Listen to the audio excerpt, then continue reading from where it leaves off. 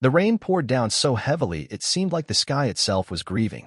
Ethan Reynolds tightened his grip on the steering wheel of his aging pickup truck, the wipers struggling to clear the sheets of water that blurred the world ahead. The faded headlights barely sliced through the darkness, painting trembling shadows along the winding road. Another job interview behind him, another hollow promise of "we'll call you." His clothes were still damp from sitting too long in the reception area, where optimism had long since soured into something heavier. His wallet, once filled with possibility, now held nothing but an old photo of his daughter. In the worn back seat, 6-year-old Emma snuggled into her blanket, clutching her ragged stuffed bunny close to her chest. Ethan caught her reflection in the rearview mirror, a fragile, peaceful bubble untouched by the storm outside or the one brewing inside him. Love and sorrow wrestled silently in his heart. Emma was all he had left. 2 years ago, cancer had stolen his wife, and with her, it seemed, every certainty in life. The house had gone next. The savings drained away like water through a sieve. His job evaporated not long after, along with the last shreds of his confidence. But not Emma. Never Emma. He flexed his sore hands around the steering wheel, the cracked leather biting into his calluses as he turned down the narrow road toward the tiny, one-bedroom rental they now called home. The truck's heater coughed and rattled, blowing out little more than lukewarm air. Ethan exhaled slowly, his breath misting against the cold glass. Every day was a race against despair, a careful balancing act of pretending for Emma's sake. She couldn't see how close he was to breaking. As he navigated the familiar turns, something pale flashed in the periphery of his headlights. Ethan slammed the brakes instinctively. The truck shuddered to a stop on the muddy shoulder, tires sliding in the slick earth. His heart hammered, not from fear, but from a deeper, older instinct. Something was wrong. He glanced back at Emma. She remained blissfully asleep, her chest rising and falling with the rhythm of dreams. Ethan hesitated only a moment before throwing open the door and stepping into the downpour. Mud squelched around his boots as he stumbled toward the figure that had caught his eye. At first, he thought it was a discarded mannequin, the way it stood so unnaturally still. But as he drew closer, the truth struck him like an icy blade to the gut. It was a woman. No, a girl, barely older than he was, chained to a tree. She wore a filthy, torn wedding gown, the soaked fabric clinging to her trembling frame. Mud streaked her face, mixing with tracks of tears, but her wide, haunted eyes latched onto his with desperate clarity. Ethan froze, his mind struggling to catch up with what he was seeing. "Are you okay?" he called out, his voice barely audible over the pounding rain. The woman didn't answer. She didn't move. The heavy chain binding her wrists to the tree glinted under the sporadic light from his truck. There were no other cars, no signs of nearby houses, just the abandoned, broken shell of a bride left to the mercy of a storm. Every burden Ethan carried, every missed bill, every humiliation, every sleepless night, suddenly seemed petty compared to this moment. Whoever she was, whatever her story, she needed help. And he couldn't walk away.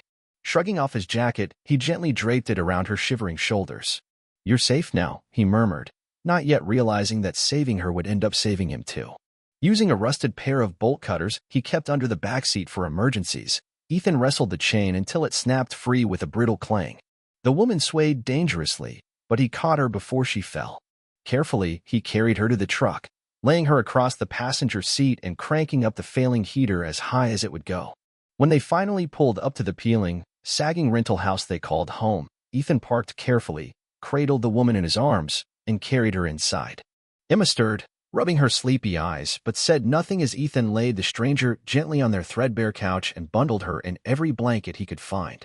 Before slipping into unconsciousness, the woman whispered a single word: "Sophia." Their home was humble to say the least. Paint peeled from the walls in lazy strips. The refrigerator groaned like an old man.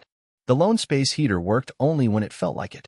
Ethan had no business taking in anyone when he could barely take care of himself and Emma. But something in Sophia's broken eyes carved into him, deeper than pity, deeper than obligation. It was a connection born from shared wreckage. The following morning, Sophia sat quietly at the chipped kitchen table, wrapped in a blanket, steam curling up from a mismatched coffee mug in her shaking hands. She barely spoke, answering questions with single words or nods. Ethan didn't press. He understood silence more than most. Days passed. Sophia stayed. She never asked for anything. Instead, she gave. Quietly, without ceremony, she started to sew the rip in Emma's beloved bunny. She tightened the loose cabinet door in the kitchen. She folded laundry. Small acts of healing that, brick by brick, rebuilt the crumbling fortress Ethan had tried so hard to hold together alone. Emma loved her immediately. One rainy afternoon, Ethan found them sitting on the worn living room rug, surrounded by crayons. Emma giggled as Sophia clumsily attempted to draw a rabbit, her first real smile in months lighting up her small face. The air inside the house shifted, almost imperceptibly at first. It was lighter, warmer, as if, by some miracle, hope had started to trickle back in. One night, long after Emma had gone to bed, Ethan sat at the kitchen table, sipping weak tea. Sophia stood by the window, the storm outside throwing shadows across her face. "I was supposed to be married," she said suddenly, her voice rough from disuse. Ethan looked up, waiting. "I didn't love him. Didn't even know him. My parents said love was for children. They said duty mattered more." She turned, tears glistening in her eyes. "When I refused, they said I'd shamed them. They chained me up, left me there to die." Ethan's hands clenched around his mug. He fought back the swell of rage, of helpless sorrow. He crossed the room in 2 strides and laid a hand gently on her shoulder. "You deserved better," he said simply. Sophia's tears spilled over. For a moment, she sagged against him, and he held her, not out of obligation, but because he couldn't bear to let her stand alone. Over time, Sophia found her voice again. Slowly, cautiously. She began volunteering at a local women's shelter, sharing her story, offering silent strength to others trying to claw their way out of darkness. Ethan found work as a maintenance man at a nearby elementary school. It wasn't glamorous, but it was steady, and it was enough. Their small house, once a tomb of grief, blossomed into a home. Emma, whose laughter once felt like an endangered species, filled the rooms with song and chatter. She called Sophia Mom, without hesitation one evening, and Sophia wept so quietly that only Ethan, sitting across the room, noticed. That night, after Emma was tucked safely into bed, Ethan and Sophia sat on the sagging front porch, hands intertwined. "You saved me," Sophia whispered, staring at the fireflies dancing in the humid air. "No," Ethan replied, his voice thick. "We saved each other." And they had. Not by pretending to be whole, not by erasing the pain, but by choosing every single day to love each other through the broken pieces. A year later, the house still creaked and groaned in the wind. The paint still peeled. The heater still coughed. But now it didn't matter. What they had built between the cracks and scars was something fierce and unshakable. Because sometimes, the broken save the broken. And when love is given freely, especially by those who have nothing left to give, it comes back as something far stronger than a miracle.